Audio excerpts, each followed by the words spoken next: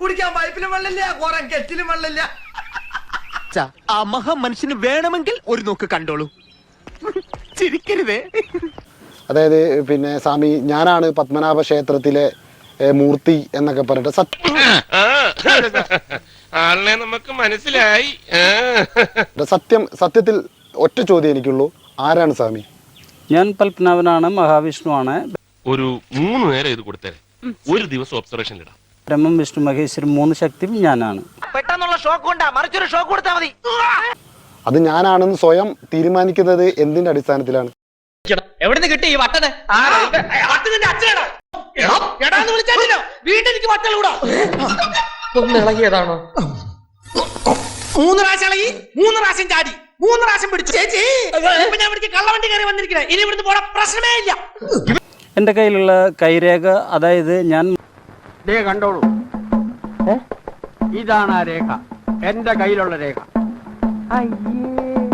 മഹാവിഷ്ണുവിനെ കണ്ടിരുന്നു. എന്നെ 2 പ്രാവശ്യം എന്നെ വിളിച്ചിരുന്നു.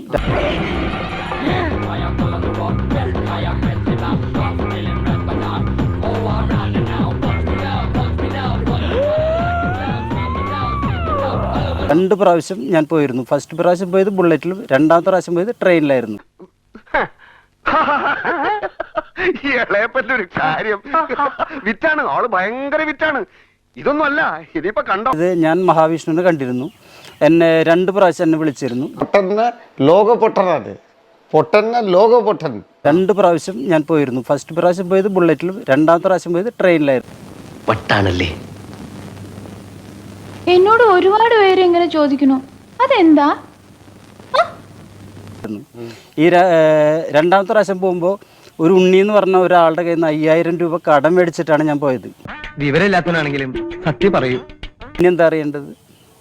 5000 രൂപ കൊടുത്ത് അത്രയും ഉണ്ണീൻ്റെ അടുത്ത് കടവും വാങ്ങി പത്മനാഭനെ കണ്ട് മടങ്ങി വന്നിട്ട് ഞാൻ പത്മനാഭന എന്ന് പറഞ്ഞാൽ ബാക്കിയുള്ളവരെങ്ങനെ വിശ്വസിക്കുക? നിങ്ങളെ വിശ്വസിപ്പിക്കാൻ വേണ്ടിയിട്ടല്ല, സത്യം ഇന്നല്ലെങ്കിൽ നാളെ തെളിയും. ഞാൻ വരട്ടെ, ഇങ്ങോട്ട് അല്ല, ഞാൻ പോട്ടെ.